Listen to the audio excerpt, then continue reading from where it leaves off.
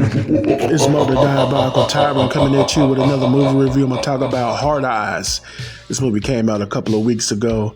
I give this movie 4 out of 5 stars. This movie was a romantic comedy, a rom-com mixed with a horror slasher type movie. So basically like a rom-com mixed with Scream. Basically what this movie was. It was okay. And I was like, man, this movie can probably be like a rip-off of Scream, which it was. But then it has some funny moments in the movie. The movie didn't really take itself too seriously. There's a lot of gore in this movie. Very much a lot of gore. So, but the romantic comedy aspect with this guy and this girl, it was funny. I enjoyed it. It was like an hour and 37 minutes. It went by pretty quick. I mean, you could already tell where it was going when they tried to do some twists and turns.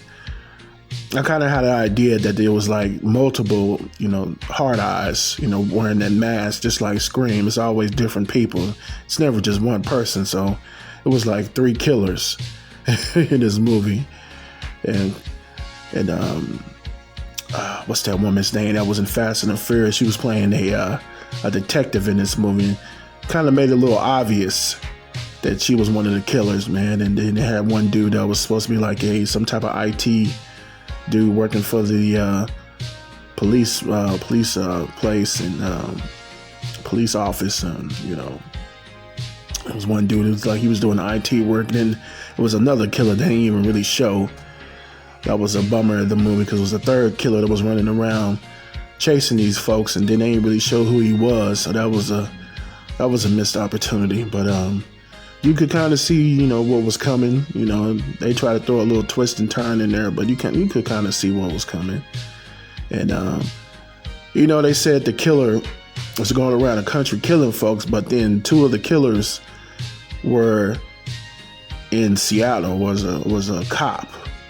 So that really didn't make too much sense. Not unless the third killer, they really didn't show his face. They did show his face, but they didn't really go into detail. I don't know if that was him that was going around the country doing that, but it was kind of, it didn't really go into detail. Talking about the killer was going around the United States killing people on Valentine's Day, killing couples.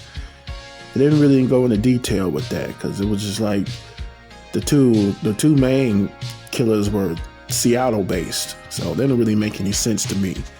But like I said, I give this movie 4 out of 5 stars. It could have. The premise was okay. The comedy, it was funny, but then it was gory as well. It was just like I said earlier, just a mix of like a romantic comedy with Scream. That's basically what it was. Come to find out, the main character was in Scream, the past 2 Screams. I forgot what his name was. Last name was Gooding. The white girl that he was trying to get with, she was okay. She was funny, but the movie really didn't try, like I said earlier, it didn't try to take itself too seriously. It was okay.